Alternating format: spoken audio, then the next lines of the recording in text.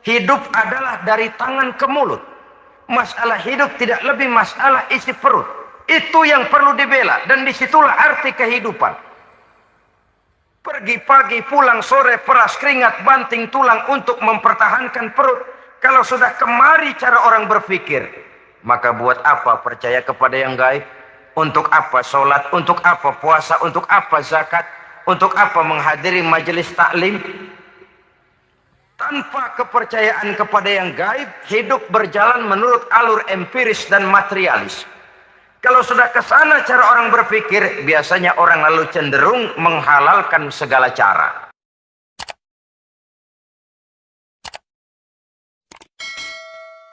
Dalam kehidupan kita sebagai seorang muslim, minimal 5 kali dalam sehari semalam kita mendengar seruan untuk mendirikan sholat yang disebut azan.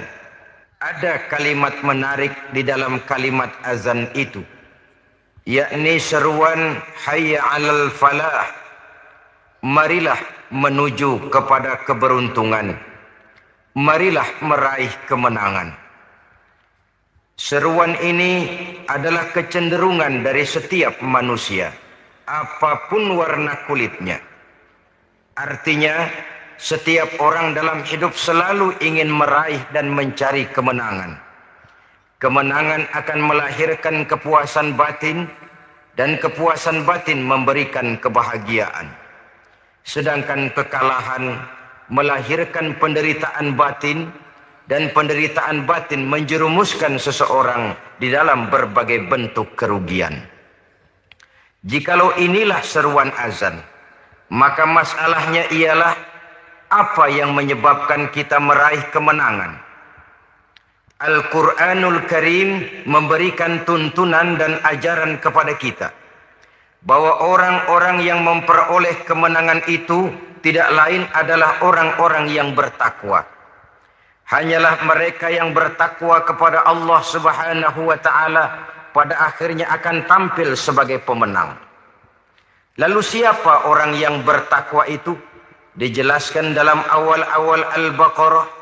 Orang yang bertakwa yang akan meraih kemenangan, pertama, allazina yu'minuna bil ghaib, yaitu orang-orang yang beriman kepada yang gaib. Percaya bahwa ada alam yang gaib, alam yang abstrak, alam yang tidak bisa dijangkau oleh salah satu daripada panca indera kita.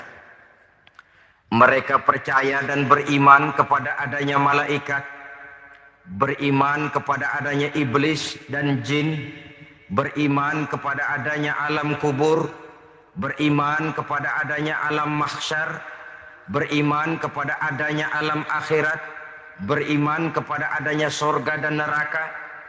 Beriman bukan cuma sekedar beriman dalam ucapan bibir saja, tetapi beriman yang nilai iman itu mampu mewarnai gerak dan gaya hidupnya. Iman yang meresap sampai ke tulang sumsum, kemudian memberikan dampak positif di dalam kehidupan manusia. Alam, kita tahu, adalah sesuatu yang selain Allah. Dan Allah bukanlah alam. Apapun namanya selain daripada Allah, itu adalah alam. Alam pada hakikatnya terbagi menjadi dua. Ada alam syahadah, alam nyata, alam konkret, alam yang bisa dijangkau oleh salah satu indera kita. Kemudian ada alam ghaib, alam yang tidak bisa dijangkau oleh panca indera kita.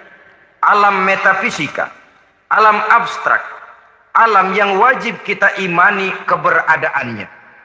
Kita percaya bahwa malaikat itu ada. Kita percaya kepada jin, bahwa jin itu ada. Kita percaya kepada adanya iblis dan setan. Bukan percaya kepada iblis dan setannya, percaya bahwa iblis dan setan itu ada. Itu termasuk salah satu daripada sifat orang yang bertakwa kepada Allah. Kecenderungan pembangunan yang lebih bersifat materialistis biasanya menggeser aspek kehidupan rohani. orang berpikir empiri, dan dalam pola pikir yang demikian, maka alam gaib tidak lagi mendapat perhatian.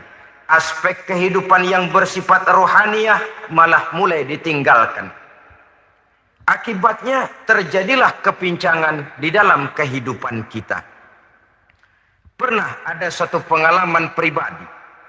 Dalam perjalanan kembali ke tanah air, dalam pesawat di sebelah kanan saya duduklah seorang Jerman namanya Heiner Simonsen. Iseng saya ajak kenalan, saya ajak ngobrol, saya tanya dia. Saya bilang, Mas Heiner ini, kalau pesawat yang kita tumpangi ini jatuh ke bawah, kira-kira apa yang bakal terjadi, Mas? Dia bilang, kita semua akan mati. Begitu? Iya. Oke. Apa itu mati? Tanya saya. Dia bilang, untuk tahu apa itu mati, kita harus tahu lebih dahulu apa itu hidup. Saya pikir nih bule bisa ngomong juga. Baiklah, kata saya. Apa hidup menurut Anda itu? Oh, hidup itu dia bilang, kalau seluruh anggota badan kita bekerja secara normal. Paru-paru memompa darah secara normal, jantung berdetak secara normal, sel-sel tubuh bekerja secara fit, dan organisme tubuh hanya mau bekerja secara normal, dia bilang. Kalau kita memberi makan yang cukup, menu yang teratur, dan gizi yang lengkap. Saya bilang, kesimpulannya apa, Nar? Dia jawab, hidup adalah dari tangan ke mulut. Life is from the hand to the mouth, kata dia. Hidup adalah dari tangan ke mulut. Jadi masalah hidup tidak lebih daripada masalah isi perut. Orang pergi pagi, pulang sore, peras keringat, banting tulang, perut yang dibelain. Saya bilang, you are wrong. Sampean salah, Ner. Kamu orang Islam bukan? Bukan. Pantas. Kenapa saya salah? Dia bilang. Ya jelas salah. Salahnya di mana? Kamu ini manusia. Kalau hidup cuma dari tangan ke mulut, saya bilang, kambing di kampung saya juga begitu pikirannya, Ner. Itu kambing di kampung saya, asal perutnya kenyang, sudah hidup dia. Perkara besok bagaimana, lusa prospeknya macam mana, bulan depan ada apa, kambing nggak pernah mikir. Di kampung saya kambing juga pikirannya begitu. Kamu Kristen ya? Tadinya. Loh kok tadinya lalu apa sekarang kamu ini? Dia bilang sekarang saya netral. Saya tidak beragama tapi saya percaya kepada Tuhan sebagai pencipta alam. Saya ingat benar dia bilang I haven't any religious but I believe to God as the creator of the world. Kenapa bisa netral begitu, Ner? Habis saya bingung katanya. Islam bilang Islam baik, Kristen bilang Kristen baik, Hindu Buddha bilang Hindu Buddha baik. Semua agama baik, saya netral sekalian, nggak beragama. Yang penting saya percaya kepada Tuhan. Saya bilang, Ner, kamu ini kayak orang mau beli celana. Lalu bingung. Yang satu bilang Levi's bagus, yang satu bilang Blue Jean hebat, yang satu bilang Wool England hebat. Celana ini hebat, celana itu bagus, celana ini hebat. Semua celana bagus, kamu bingung. Akhirnya netral, tidak pakai celana. Itu juga salah. Saya pikir-pikir, kemudian saya melihat bahwa dua pola berpikir Heiner ini nampaknya sudah mulai menggejala di lingkungan masyarakat bangsa kita. Disadari atau tidak, secara jujur kita harus berkata, dua pola pemikiran Heiner ini mulai berkembang di tengah masyarakat bangsa kita. Pertama, pola pikir materialisme. Hidup adalah dari tangan ke mulut. Masalah hidup tidak lebih masalah isi perut. Itu yang perlu dibela. Dan disitulah arti kehidupan. Pergi pagi, pulang sore, peras keringat, banting tulang untuk mempertahankan perut. Kalau sudah kemari cara orang berpikir, maka buat apa percaya kepada yang gaib? Untuk apa sholat? Untuk apa puasa? Untuk apa zakat? Untuk apa menghadiri majelis taklim? Tanpa kepercayaan kepada yang gaib, hidup berjalan menurut alur empiris dan materialis. Kalau sudah ke sana cara orang berpikir, biasanya orang lalu cenderung menghalalkan segala cara. Hanyalah orang yang percaya bahwa akhirat ada. Hanyalah orang yang percaya bahwa alam kubur itu ada. Hanyalah orang yang percaya bahwa malaikat itu ada, hidupnya akan lebih terarah dan terkendali. Karena kepercayaan kepada yang gaib, yang merupakan fase daripada kehidupan setelah hidup yang sekarang ini, mewarnai gerak pribadi seseorang di dalam dia melakukan kegiatan hidupnya. Pola berpikir materialisme, disadari atau tidak, mulai menggejala di lingkungan masyarakat bangsa kita. Hidup tidak lebih dari urusan tangan ke mulut, mulut ke tangan, tangan ke mulut. Asal perut sudah kenyang, hiduplah sudah. Perkara bagaimana prospek hari yang akan datang, bagaimana akhirat tidak jadi persoalan. Ini yang oleh Nabi diperingatkan, ad-dunya sijnul mu'min wa jannatul kafir. Dunia adalah penjara bagi orang beriman dan surga bagi orang kafir. Dulu di zaman Belanda hadis ini pernah disalah tafsirkan, disalah artikan, digunakan sebagai senjata untuk mengkebiri dan membuat impoten umat Islam. Sudahlah umat Islam gak usah macam-macam, kata Belanda. Dunia ini kan penjara buat orang Islam, surga buat orang kafir. Di penjara jangan bertingkah.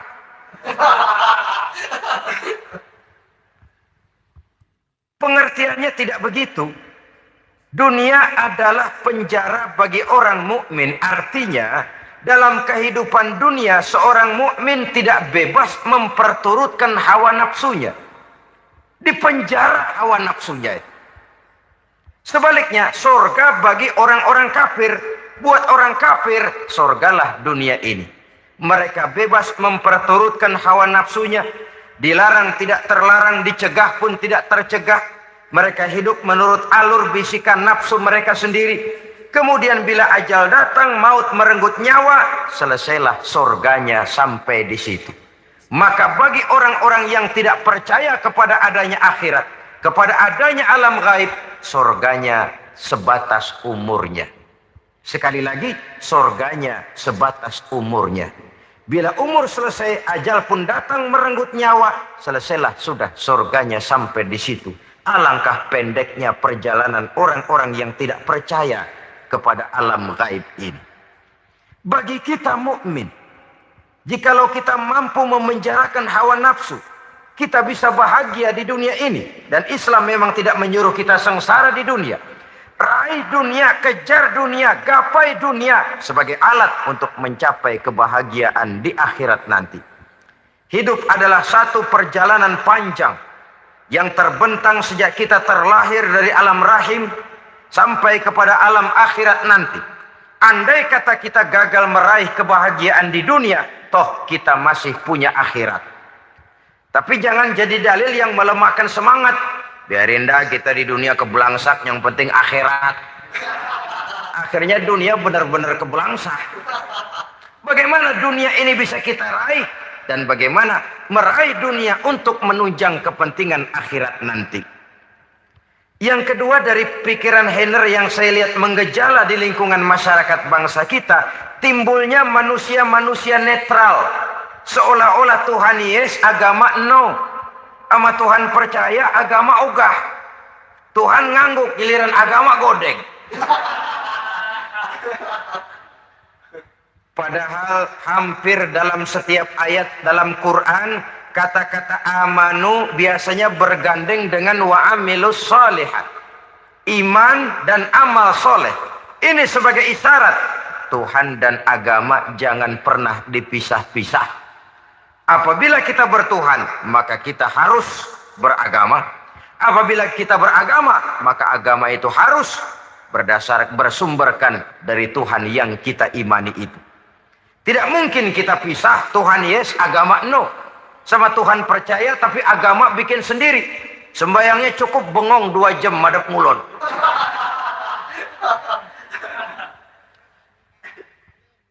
Saudara-saudara kaum muslimin rahimakumullah. Jadi dengan demikian, agama yang kita akui merupakan unsur mutlak di dalam pembangunan sekarang ini, merupakan bagian dari kehidupan yang menuntun kita bahwa di balik alam nyata ini, di balik alam syahadah ini ada alam gaib. Dan mudabbir, murabbi, yang mengatur, yang menguasai, yang memelihara baik dia alam nyata, baik dia alam gaib, tidak lain adalah Allah Subhanahu wa taala. Di sana ada satu super power, satu maha kekuatan yang kita perlu bersandar kepadanya. Sebagai makhluk nyata yang hidup di alam nyata, berbuatlah secara nyata sebagaimana harusnya kita berbuat. Karena Islam jelas bukan agamanya orang pemalas. Islam jelas bukan agamanya orang yang mengajarkan setelah selesai sholat boleh duduk, nggelenggem ayam-ayam, ndelohom, menghitung bintang di langit sambil menunggu keajaiban. Tidak. Islam adalah agama yang mengajarkan apabila sholat sudah selesai kamu kerjakan, bertebaranlah di permukaan bumi, cari karunia Tuhanmu. Jangan hidup berpangku tangan menunggu keajaiban. Karena hidup bukan undian. Jangan berharap untung besar tanpa mau peras keringat.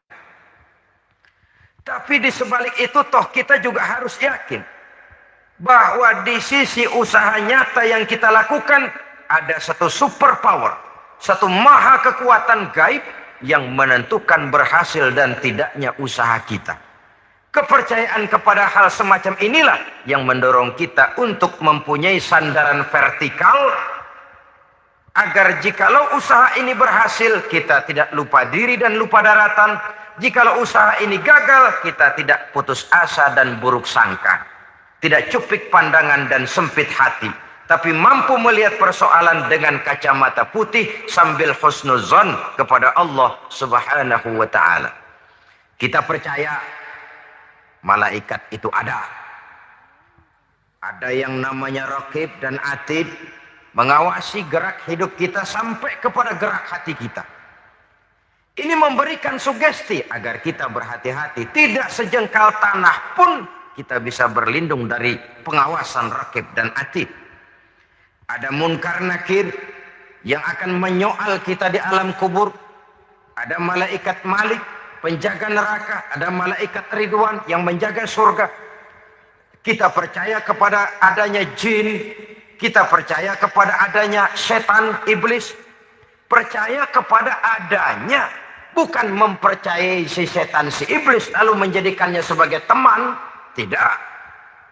Percaya bahwa mereka itu ada dan merupakan makhluk Allah yang gaib yang diciptakan Allah Azza wa Jalla. Kepercayaan kepada alam gaib memberikan motivasi terhadap gerak lahir manusia. Sehingga dengan motivasi kepercayaan kepada yang gaib, gerak lahir jadi lebih terarah, jadi lebih terpelihara. Pernah seseorang bertanya, "Pak, apakah adanya akhirat bisa dibuktikan secara ilmiah?" Saya bilang tidak bisa, tidak bisa. Kenapa? Karena yang berangkat nggak pernah pulang kemari lagi. Kalau dia pulang kemari bisa kita tanya bagaimana enak di sono. Cuma secara moral saya katakan, lebih beruntung orang yang percaya kepada akhirat daripada yang tidak. Sekarang saudara percaya akhirat ada. Lalu saudara baik-baik di dunia. Sholat, puasa, zakat, menolong orang lain, menebarkan kebajikan. Saudara mati. Andai kata akhirat tidak ada, toh dalam hidup saudara sudah berbuat baik. Paling tidak nama saudara akan dikenang sebagai orang baik. Sebaliknya, saudara percaya kata saya bahwa akhirat tidak ada. Lalu hidup semau-maunya, tenggelam dalam maksiat dan munkarat, menentang Allah, tidak mau ruku dan sujud. Lalu saudara mati, kemudian akhirat ada. Ayo, mau apa? Bekal tidak punya. Jadi secara moral lebih beruntung orang yang percaya kepada adanya akhirat daripada yang tidak percaya. Dan itu alam gaib yang tidak bisa dibuktikan secara eksat. Jangankan untuk membuktikan seperti itu, dalam kehidupan sehari-hari saja yang kita rasakan tidak selalu berbentuk toh. Angin, bagaimana sih bentuknya angin? Kita tidak tahu. Merah, artinya kalau dikerok merah. Yang merah itu kulit, yang kulit kita bukan anginnya. Sakit, rasa sakit itu ada, tapi bagaimana bentuk sakit? Kita nggak pernah tahu. Kalau kita makan cabai pedas, bagaimana bentuk pedas? Itu tidak ada, tapi rasa ada. Bentuk pedas hijau, cabainya bukan pedasnya.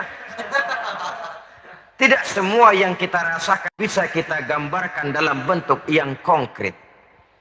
Oleh karena itu, sekali lagi bahwa kepercayaan kepada alam yang gaib mampu memberikan satu sugesti yang menata kehidupan seseorang lebih lurus, lebih terarah, dan lebih terkendali. Maka wajar kalau kepercayaan kepada yang gaib mengantarkan seseorang untuk meraih kemenangan. Kenapa? Dia percaya kepada yang gaib, bahwa akhirat ada, bahwa alam kubur ada, bahwa pertanggungan jawab itu ada. Maka dia lalu tidak hidup saenae udele dewe, gitu loh. Tidak hidup menurut seleranya sendiri, terarah, teratur. Ini cirinya yang pertama. Orang bertakwa yang akan meraih kemenangan, mereka beriman, mereka percaya kepada yang gaib. Bahkan hal-hal konkret saja selalu berangkat dari yang gaib. Saudara-saudara, para remaja, para pemuda sekarang ini tidak pernah tahu toh siapa yang akan jadi teman hidup saudara. Kita bisa saja ngerancang, mentargetkan. Tapi toh akhirnya yang namanya jodoh bukan kekuasaan kita. Rezeki di luar kemampuan kita. Begitu juga ajal. Maut, jodoh, ajal adalah contoh-contoh konkret bahwa pada akhirnya yang gaiblah yang menentukan. Bertahun-tahun ngelancong, emang jodoh seret, nggak jadi.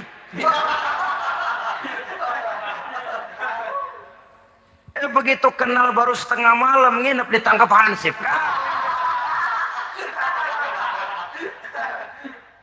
Hal-hal semacam itu kadang-kadang kita berpikir seuzon, gilet, perempuannya cakep banget, lakinya rebek amat.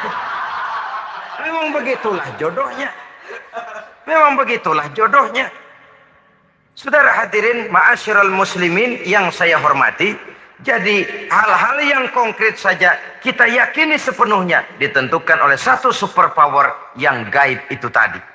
Dari sanalah segala ketentuan itu berangkat dan kesanalah segalanya akan kembali. Maka kepercayaan kepada yang gaib meluruskan gerak hidup seseorang dan itu akan mengantarkan dia kepada meraih kemenangan. Satu. Yang kedua, wa yuqimuna shalah. Orang bertakwa yang akan meraih kemenangan itu adalah orang-orang yang mendirikan sholat. Kenapa sholat mengantarkan orang untuk meraih kemenangan? Yang jelas, inna sholata tanha anil fahsya'i wal munkar.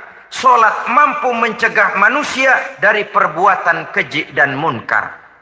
Banyak filsafat hidup yang terkandung di dalam sholat ini. Sejak kita wudhu, sampai kita menghadap ke arah kiblat, sampai kita melakukan gerak-gerak sholat, bacaan-bacaan yang ada di dalam sholat, lalu sampai kepada mengucapkan salam. Banyak filsafat hidup yang terkandung di dalam sholat. Umpamanya saja, setelah takbiratul ihram, mulai kita dengan sholat dalam posisi berdiri, diajarkan dalam kitab-kitab fikih agar kita melihat ke arah tempat sujud. Ini kan filsafat kehidupan. Kalau kamu sholat dalam posisi berdiri, lihat tempat sujud. Jangan sholat mata jelalatan, sebab nanti bisa mengurangi kekhusyuan. Jadi wajar kalau yang dikatakan bahwa yang paling afdol adalah shaf yang di depan. Kenapa? Secara harfiah pengertiannya akan lebih mengundang kekhusyuan. Kenapa? Kalau kita di shaf paling depan, di masjid umpamanya paling banter kita lihat tembok. Tapi kalau kita soft di tengah atau di belakang, orang-orang di depan kita pun akan kelihatan.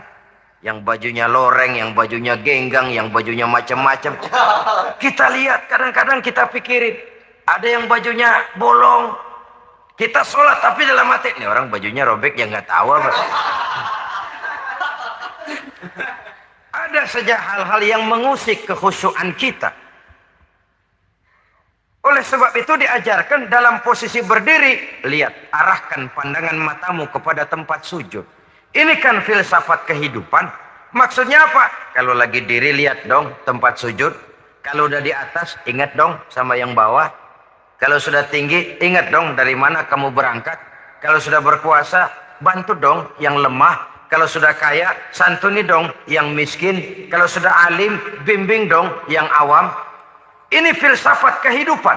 Dalam posisi berdiri, kau lihat tempat sujud. Ini akan melahirkan kepekaan sosial, di mana seseorang mau tahu kepada orang lainnya. Bagaimanapun kaya kita, tinggi pangkat dan jabatan kita, jikalau hidup hanya untuk kepentingan perut sendiri saja, rasanya belum membawa manfaat di dalam kehidupan kita. Tapi efek yang tertinggi sesungguhnya, sholat mencegah manusia dari perbuatan keji dan munkar. Perbuatan keji dan munkar, walaupun kelihatannya mendatangkan uang, membawa keuntungan, tapi itu keuntungan semu, keuntungan sementara. Dengan menipu orang lain kita bisa dapat untung, tapi tidak membawa berkah. Dan itu adalah kerugian besar dalam kehidupan kita. Maka untuk meraih kemenangan, harus dimulai dengan membentuk kepribadian yang tegar, memiliki sandaran vertikal yang langsung kepada Allah Subhanahu wa ta'ala. Dan itu hanya bisa kita tempuh melalui jalur ibadah formal yang sudah ditentukan Allah, yakni sholat yang 5 waktu.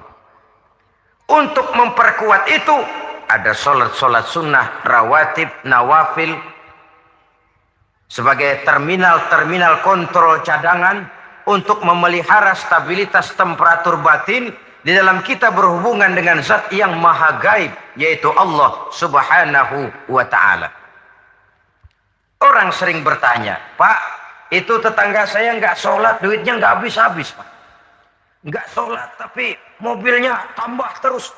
Nggak sholat tapi usahanya makin maju. Tapi di sisi lain ada orang yang rajin sholat, rezekinya butak bener. Anaknya mana kurus, mana korengan. Saudara hadirin, ma'asyiral muslimin rahimakumullah.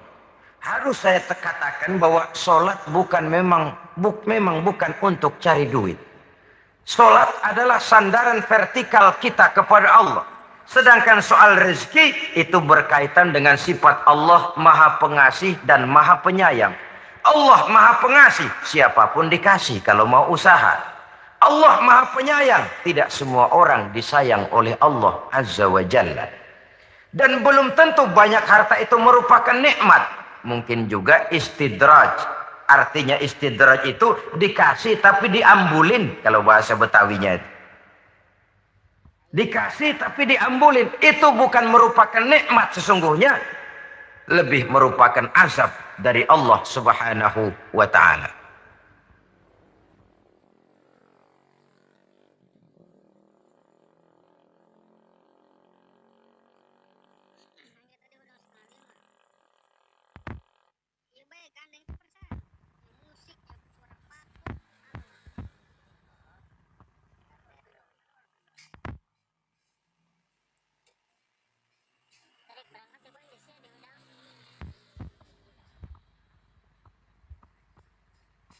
Agama mempunyai sistem sholat, dan kita umat Islam telah dituntun oleh Allah Subhanahu wa ta'ala yang wajibnya 5 kali dalam sehari semalam mendirikan sholat, dan itu tentu berada dalam jangkauan kemampuan manusia. Pada awalnya barangkali kita memang merasa sholat itu satu kewajiban, tapi semakin kita hayati makna, manfaat dan filsafat yang terkandung di dalam ajaran sholat, semakin sampai kita kepada keyakinan bahwa sholat adalah keperluan kita. Sehingga pada waktu tertentu dinilai puncaknya, kita tidak lagi akan berkata, saya wajib sholat. Tapi kita akan berkata, saya perlu sholat. Kalau kita sudah merasakan itu adalah keperluan kita, nah di sanalah kita baru akan merasakan ruginya kalau hal itu tidak kita laksanakan. Sepanjang kita masih berkata, saya wajib sholat, kita akan lebih merasakan dia sebagai beban ketimbang sebagai keperluan. Yang jelas Allah tidak memerlukan ibadah yang kita laksanakan ini. Dengan kata lain, andai kata satu dunia penuh ini orang tidak ada yang sholat satu pun, Allah tidak akan turun dari jabatan Tuhan. Jangan lalu berpikir kalau kita ngambek se-RW kagak sembahyang Tuhan tekor kali ini ya. Tentu tidak. Itu perlunya kita, bukan perlunya Allah. Dan pada induknya kita akan berkata, saya perlu agama.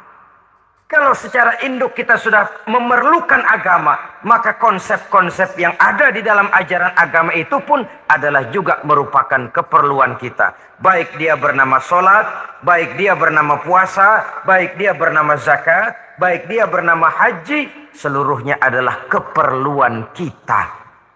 Dan sesuatu yang kita perlukan apabila tidak kita laksanakan akan melahirkan kerugian di dalam kehidupan. Jangan heran kalau kita membaca riwayat perjalanan hidup para salafus soleh, orang-orang soleh. Ada yang tahajud sampai 100 rakaat, ada yang sholat malam kakinya sampai bengkak. Kita sekalinya bengkak biri-biri. Ada yang sholat membaca surah dalam Al-Quran sampai khotam Quran. Kok mau? Mereka sudah merasakan itu keperluan. Itu saja soalnya. Satu saat pun jikalau kita merasa bahwa itu keperluan saya, kita pun akan melaksanakan seperti itu. Keperluan saya dalam kehidupan. Inilah yang kedua. Yang ketiga, orang bertakwa yang akan meraih kemenangan itu, wa mimma razaqnahum yunfikun.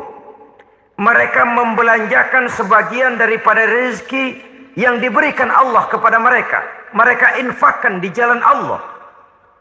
Ada satu dialog menarik.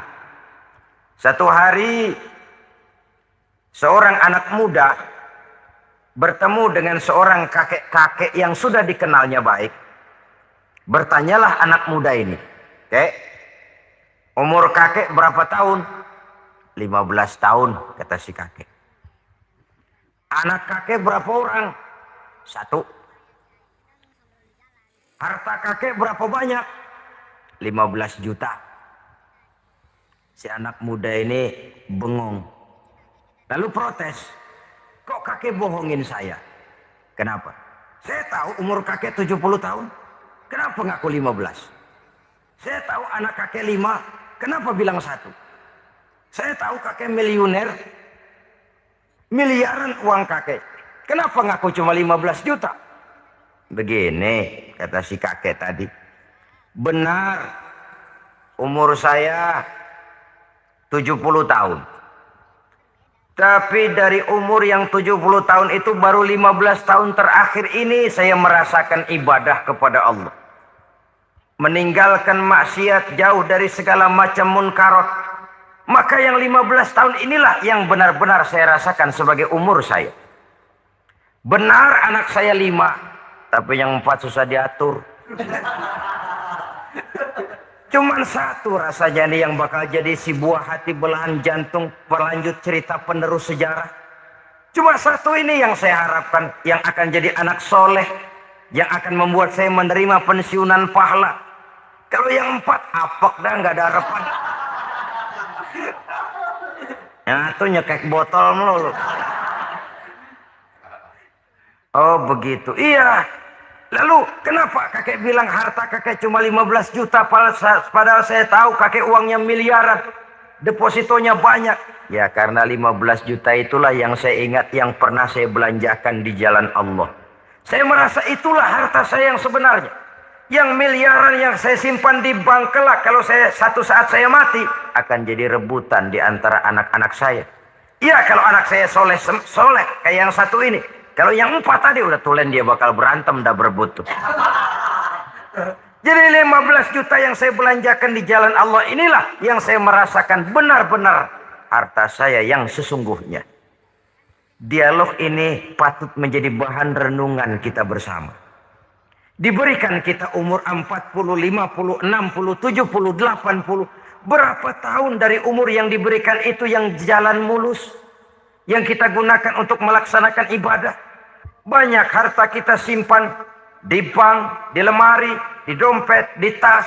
Tapi berapa yang sudah kita depositokan di jalan Allah yang akan menemani kita di hari kita kembali nanti? Maka orang bertakwa yang akan meraih kemenangan, wa mimma razaqnahum yunfikun, mereka membelanjakan sebagian dari rezeki yang diberikan Allah di jalan Allah Subhanahu wa taala. Ma'asyiral muslimin rahimakumullah. Zahirnya memang kita memberikan kepada orang lain, tapi hakikatnya kita menyimpan untuk diri kita sendiri. Kita memberikan kepada yatim piatu 25.000. Zahirnya kita memberikan si yatim. Hakikatnya kan kita cuma nyimpan. Saya berikan titip kepadamu. Ini untuk saya di akhirat. Kau boleh belikan baju. Kau boleh belikan untukmu makan. Kau boleh bayarkan sekolahmu. Ini untuk saya. Hakikatnya.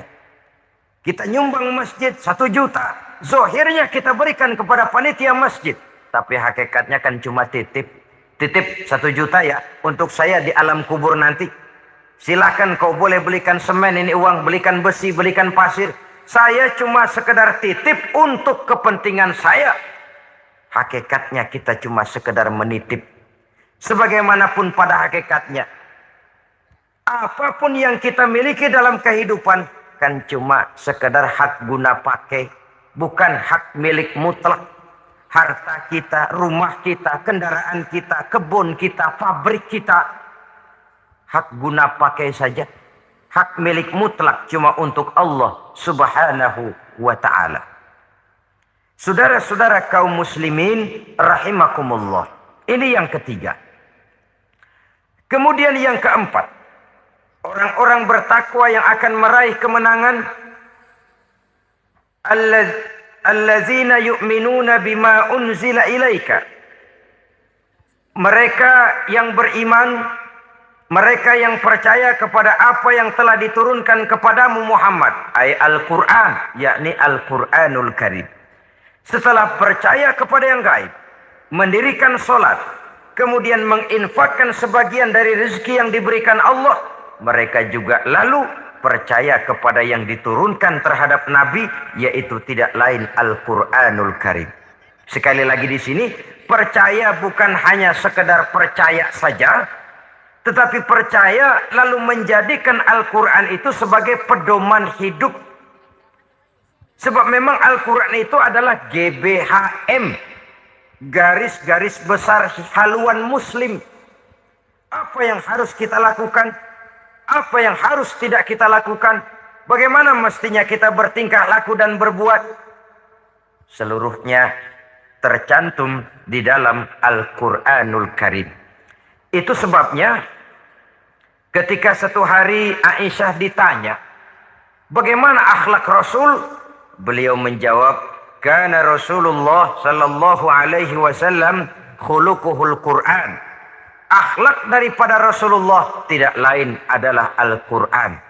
Jawaban simpel ini memberikan gambaran bahwa keseluruhan daripada konsepsi Quran sudah diterjemahkan dalam kehidupan Rasulullah Sallallahu Alaihi Wasallam. Karena kita tahu akhlak adalah keseluruhan dari gerak hidup manusia. Sejak ia berpribadi, berumah tangga, bertetangga, bermasyarakat, sampai kepada berbangsa dan bernegara, Al-Quran tetap memberikan sentuhan nilainya. Oleh karenanya, orang-orang yang bertakwa adalah orang-orang yang menjadikan Al-Quran sebagai pedoman dalam kehidupannya. Dan kita yakini Al-Quran diturunkan kepada Nabi Muhammad bukan merupakan produk Nabi Muhammad. Isi dan redaksinya langsung dari Allah Subhanahu wa ta'ala.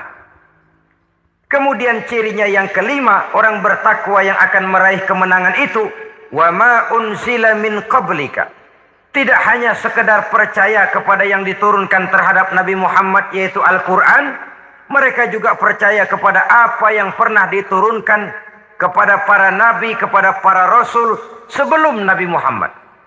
Percaya kepada adanya suhuf, percaya kepada adanya Taurat, percaya kepada adanya Injil, percaya bahwa Allah dahulunya sudah menurunkan Taurat kepada Musa, percaya bahwa Allah sudah menurunkan Injil kepada Isa, percaya Injil ada, Taurat ada, diturunkan Allah untuk Isa dan Musa, tetapi tidak wajib mengamalkannya karena kita sudah diberikan Al-Quranul Karim.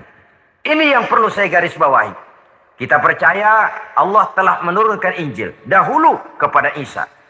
Kita percaya bahwa Allah telah menurunkan Taurat dahulunya kepada Nabi Musa. Kadang-kadang ini dijadikan dalih, dikacaukan pengertiannya. Quran saja mengajarkan bahwa orang yang bertakwa harus percaya kepada Injil, maka pakailah Injil. Apalagi kalau ayat sebelumnya ditilap, dihapus, dihilangkan, Injilnya yang ditekankan, maka akan terjadilah penekanan yang salah arah.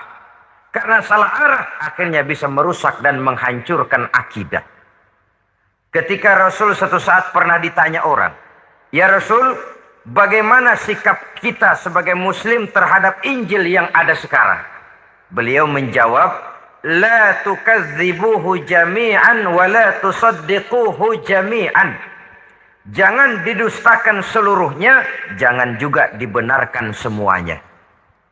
Artinya, ini sudah merupakan gambaran dari Rasul bahwa dalam Injil yang ada sekarang masih ada ajaran-ajaran tauhid yang dibawa oleh Nabi Isa dan diajarkan kepada umatnya. Tapi juga dalam Injil yang sekarang ini sudah terkena intervensi dan investasi manusiawi. Karena itu Rasul menyimpulkan, la tukadzibuhu jami'an wa la tusaddiquhu jami'an.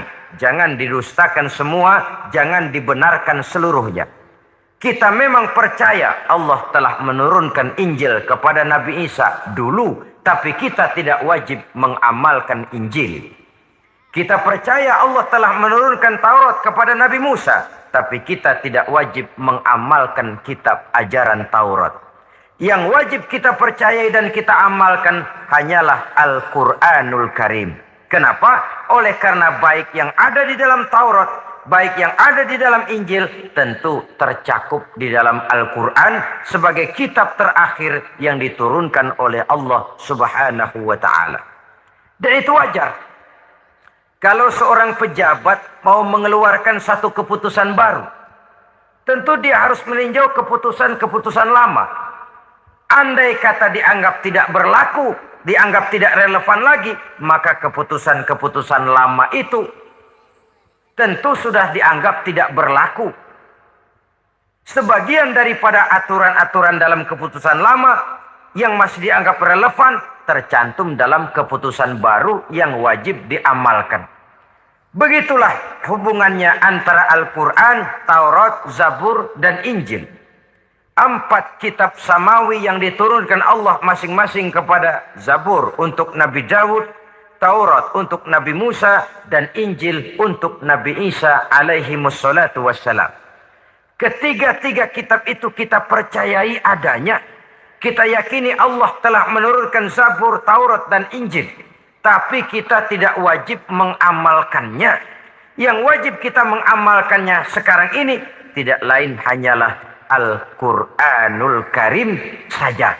Karena ia mencakup apa yang ada di dalam Zabur, apa yang ada di dalam Taurat, dan apa yang ada di dalam Injil. Keotentikannya bisa dipertanggungjawabkan. Ya, tapi kan Nabi Muhammad sudah mati 14 abad yang lalu.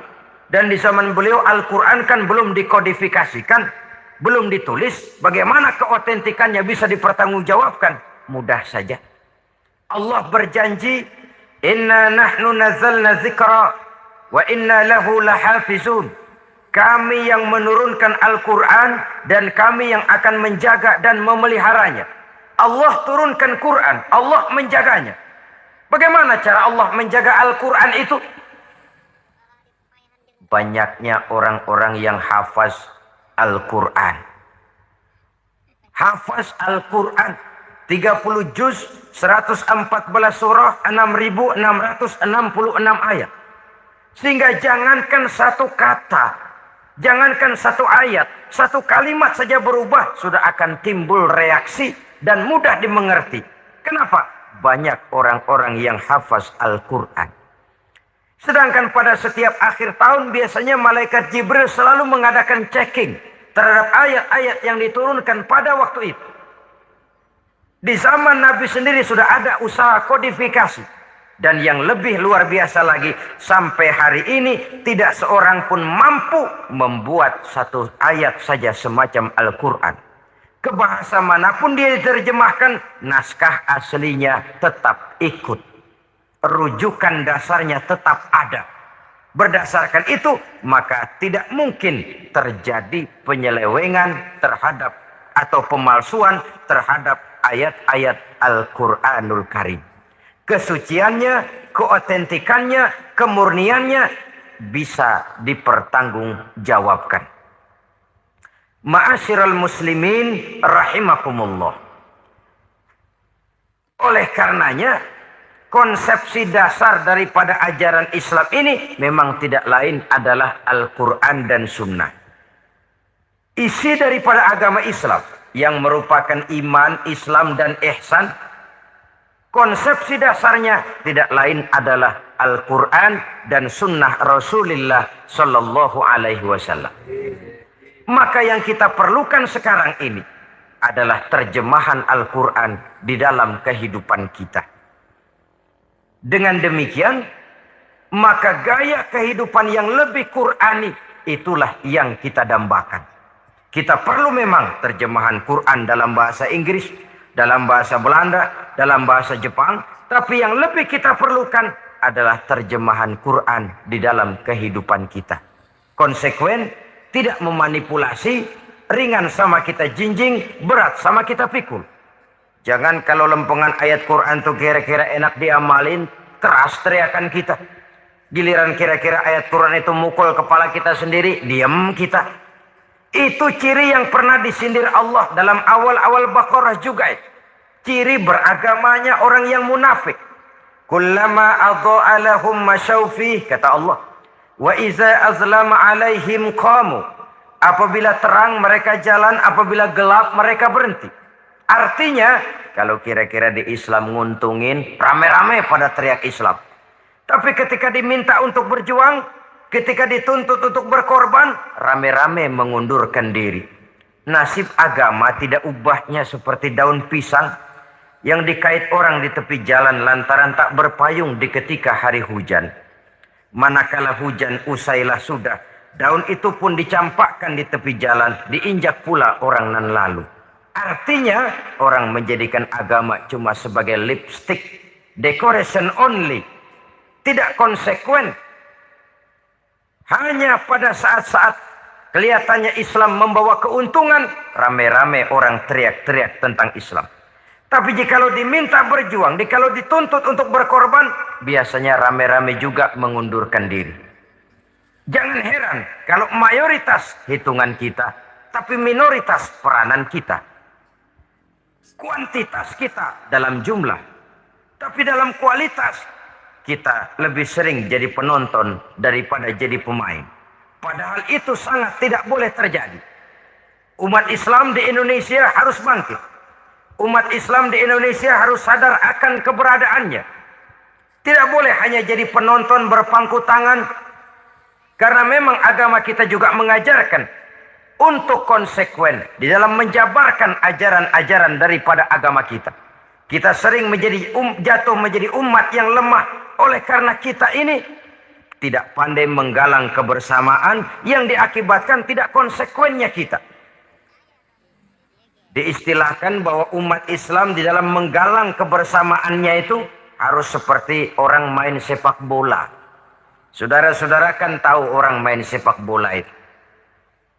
Orang main sepak bola, kalau pertandingan belum dimulai sih silakan saja kumpul di luar lapangan. Atur strategi yang baik. Tapi kalau pertandingan sudah dimulai, turun ke lapangan hijau, jangan kumpul terus. Ada sepak bola gotong royong. Mundur-mundur rame-rame. Depan ke depan kumpul melulu mainnya. Kalah. Orang main sepak bola itu ya harus ada penyerang tengah, harus ada penjaga gawang, harus ada strikernya, harus ada kiri luarnya, kanan dalamnya yang jadi backnya. Posisi boleh bermacam-macam, tapi yang penting saling ngoper untuk menggolkan gawang lawan. Begitulah umat Islam ini. Boleh ada yang jadi pejabat, boleh ada yang jadi pengusaha, boleh ada yang jadi petani, silakan ada yang jadi seniman, ada yang jadi penyair, ada yang jadi artis sekalipun. Tapi kalau sudah berhasil menguasai bola, jangan lupa operannya. Operan itu yang langka. Kita ini muslim kadang-kadang kalau sudah memegang menguasai bola, kalau belum mau mampus, belum mau ngoper. Nanti kalau sudah nggak punya bola, baru mau ngoper. Kalau sudah dengar-dengar mau dekat pensiun, baru mau jihad. Baru mau berjuang, baru mau ngurus pesantren. Tanda tangan sudah tidak laku, memo sudah tidak dihargai, baru mau berjuang. Kemarin kemana mas? Kita tidak pandai memanfaatkan posisi. Dengan kata lain, kalau kembali kepada persoalan kita, konsekuensi kita terhadap agama yang kita anut ini belum ideal. Kita masih lebih sering berislam ini pada saat-saat yang menurut perhitungan kita membawa keuntungan. Tapi kalau diminta berjuang, dituntut berkorban, yang itu pun hakikatnya adalah untuk kepentingan kita juga. Allah tidak pernah menuntut kita untuk jihad bagi kepentingan Allah, itu tidak. Berjuang menegakkan agama Allah, apakah untuk kepentingan Allah? Tidak. Untuk kepentingan kita. Sebab nilai-nilai jihad itu pada akhirnya akan membawa kita kepada satu kebahagiaan. Setidaknya kalau tidak di dunia, tentu di akhirat sebagai syahid. Oleh karena itu, pada bagian akhir ini saya ingin mengajak, marilah kita konsekuen. Sekali kita berkitabkan Al-Quranul Karim, mari dia kita jadikan pedoman. Jangan cuma kita jadikan sebagai penghias dinding, pelengkap rumah, bahwa di rumah kita ada Al-Quran, tapi yang baca kecoa. Habis pada bolong tuh Quran. Yang penting kan punya Quran. Ditaruh di pintu rumah. Biar apa? Biar kuntilanak kagak masuk katanya. Ya apa itu nasib Quran, cuma kerjanya jaga pintu, ngusir kuntilanak, ngusir memedi. Bagaimana kita hidup menurut tuntunan Al-Quran? Kadang-kadang tidak pernah menjadi masalah bagi kita. Maka bagaimanakah Al-Quran akan mungkin membawa keberkahan dalam hidup kalau ajarannya kita injak-injak dalam keseharian kita. Mewujudkan gaya hidup yang lebih Qurani. Itulah yang akan kita rintis di dalam kehidupan kita. Bertahap, step by step, menurut kemampuan yang ada pada kita. Jika jalan ini tidak bisa kita selesaikan, percayalah akan ada generasi penerus yang akan melanjutkan usaha dan cita-cita mulia itu. Jadi percaya kepada Taurat, percaya kepada Injil, sekadar percaya Allah dahulunya sudah menurunkan itu. Tapi kita tidak wajib mengamalkannya. Kenapa? Generasi Injil masa berlakunya sudah kedaluarsa. Taurat masa berlakunya sudah kedaluarsa. Injil pernah berlaku untuk orang Nasrani di zaman Nabi Isa. Taurat pernah berlaku untuk orang Yahudi di zaman Nabi Musa. Setelah generasinya berlalu, datang Rasul penutup yang membawa Al-Quranul Karim. Maka Al-Quran itulah yang berlaku menjadi pedoman sampai hari akhir nanti.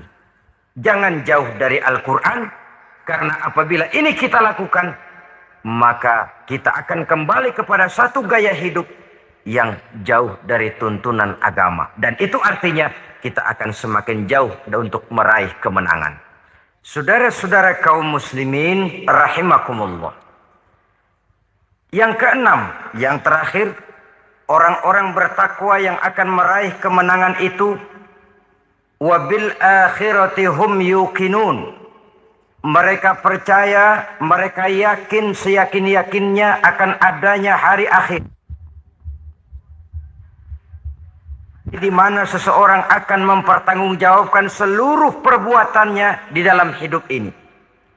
Dan tidak ada satu perbuatan yang bagaimana kecilnya sekalipun yang tersembunyi dalam pandangan manusia yang tidak akan dibukakan persoalannya di mahkamah qadi Rabbul Jalil di akhirat nanti. Itulah sebabnya maka percaya kepada akhirat disebut secara khusus. Padahal di awal tadi sudah dijelaskan yu'minuna bil ghaib, percaya kepada alam gaib, dan alam gaib ini termasuk akhirat. Kenapa pada bagian akhir disebut lagi akhirat? Karena ternyata bahwa kepercayaan kepada adanya akhirat merupakan induk dari kepercayaan terhadap adanya malaikat, setan, jin, dan lain sebagainya, dan akan lebih memberikan sugesti dalam kehidupan manusia untuk meluruskan gerak hidupnya. Jikalau satu saat tergerak hati akan berbuat kejahatan, ingin mencuri, sadarlah, awas ada akhirat. Sebab kalau kita cuma teriak awas ada polisi, itu cuma tertunda sementara. Begitu polisi meleng, embat. Kalau kita ingin berbuat jahat cuma berteriak awas ada hansip, cuma sementara ketika hansip itu ada. Tapi kalau ceritanya awas ada akhirat, mau menyeleweng awas ada akhirat, mau berjudi awas ada akhirat, mau mencuri awas ada akhirat. Keyakinan yang akan meluruskan gerak hidup manusia sehingga gerak itu jadi lebih terarah dan terkontrol, tidak merugikan baik diri sendiri, lebih-lebih orang lain. Ternyata bahwa kepercayaan kepadanya adanya hari akhir